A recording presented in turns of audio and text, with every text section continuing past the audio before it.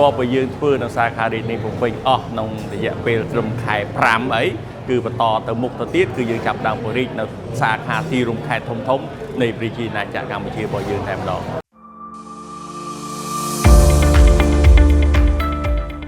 LORC ដាក់ដំណើរការអនុទានមាសកើនទ្រព្យនៃសាខាខណ្ឌស្ទឹងមានជ័យសង្កាត់ស្ទឹងមានជ័យ2ជាសាខាទី2និងក្រុងពង្រីកអនុទានថ្មីនេះទៅកាន់សាខានៅតាមបណ្ដាខេត្តក្រុងសំខាន់ៗក្នុងឆ្នាំនេះ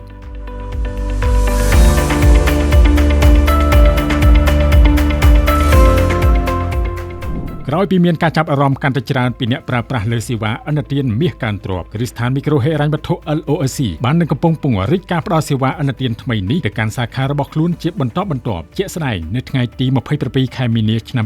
2026សាខា LORC ខណ្ឌមានជ័យសង្កាត់ស្ទឹងមានជ័យ2បានក្លាយជាសាខាទី2ដែលមានផ្តល់សេវាអនុទានមាសកើនទ្រព្យសម្រាប់ការិយាល័យប្រតិបត្តិការលោកសុកវឿនប្រធាននាយកប្រតិបត្តិគ្រឹះស្ថានមីក្រូហិរញ្ញវត្ថុ LORC បានឲ្យដឹងថាបន្ថែមពីលើសាខាខណ្ឌមានជ័យសង្កាត់ស្ទឹងមានជ័យទី2ក្នុងពេលឆាប់ៗនេះ LORC ក្រុងពង្រីកសេវាអនុទានមាសកើនទ្រព្យទៅកាន់សាខាចំនួន2ទៀតរួមមានសាខាស្រុកបាទីខេត្តតាកែវនិងសាខាទីរួមខេត្តកំពតលោកបន្ថែមថាតាមផែនការ LORC នឹងបន្តពង្រីកសេវាអនុទានថ្មីនេះទៅកាន់សាខាមួយចំនួនបន្ថែមទៀតនៅក្នុងរាជធានីភ្នំពេញនិងនៅតាមបណ្ដាខេត្តក្រុងកាន់តែច្រើនថែមទៀតក្នុងឆ្នាំនេះ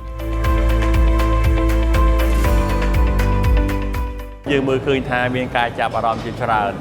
អំពីសំណាក់អតិថិជនទាំងនៅរាជធានីភ្នំពេញក៏នៅតាមបណ្ដាខេត្តទាំងផងដែរប៉ុន្តែការអនុវត្តរបស់យើងគឺយើងធ្វើតាមដំណាក់កាល step by step អញ្ចឹងយើងមានថាអតិថិជនបានយល់ដឹងច្រើនទាក់ទងនឹងអនុទានមាសកើនទ្រព្យដល់ LORC ហើយក៏មានការចាប់អារម្មណ៍ជាបន្តបន្ទាប់ហើយក៏មានសំណួរអីជាច្រើនមកកាន់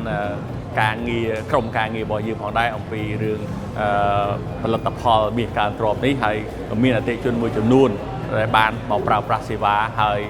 អ្វីដែលគាត់បានប្រើប្រាស់សេវារបស់យើងក៏តែងតែលើកឡើងថាមានភាពងាយស្រួលមានភាពរហ័សគាត់ពេញចិត្តនឹងសេវាមួយហ្នឹង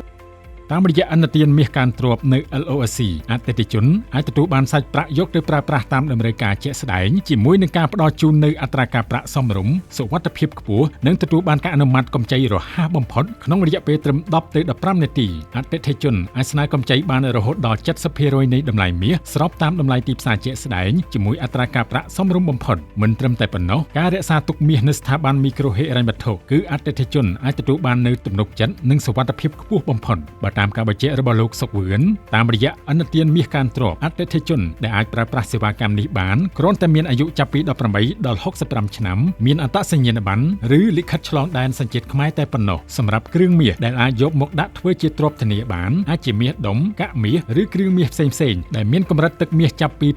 6.7 ទៅដល់ 16 ការ៉ាត់ដល់ 24 ការ៉ាត់និងមានទម្ងន់មាសចាប់ពី 1 ជីឡើងទៅអនុទានមាសកើនទ្រព្យគឺជាផលិតផលអនុទានថ្មីមួយក្នុងទីផ្សារហិរញ្ញវត្ថុកម្ពុជាហើយក៏ជាសេវាហិរញ្ញវត្ថុដែលទទួលបានការពេញនិយមខ្លាំងនៅតាមបណ្ដាប្រទេសដែលមានការប្រើប្រាស់មាសយ៉ាងទូលំទូលាយដូចជាឥណ្ឌានិងស្រីលង្កាជាដើម។